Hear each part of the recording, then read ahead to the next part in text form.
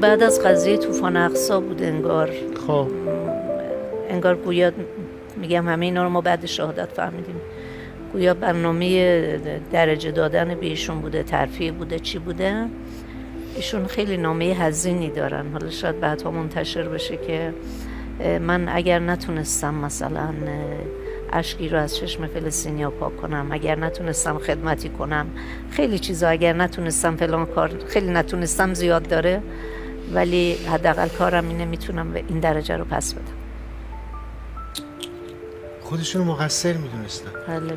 یه آدمی 40 سال روی یک موضوع پیچیده نظامی امنیتی وقف شده بوده. به نظرم عنوان وقف درسته. این آدما وقف خدمت به ملت ایران شدن.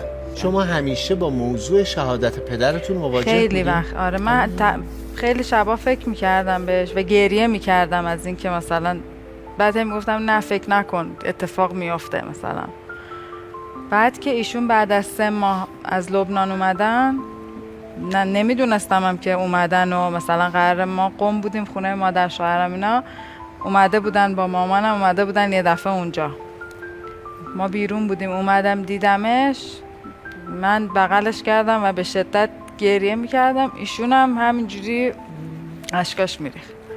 یعنی میگم اصلا یه نظامیه مثلا خشنه اینجوری اصلا نبود، خیلی دلرحم برای همین مردم غزه. شاید بارها مثلا پای اخبار می نشست و گریه میکرد.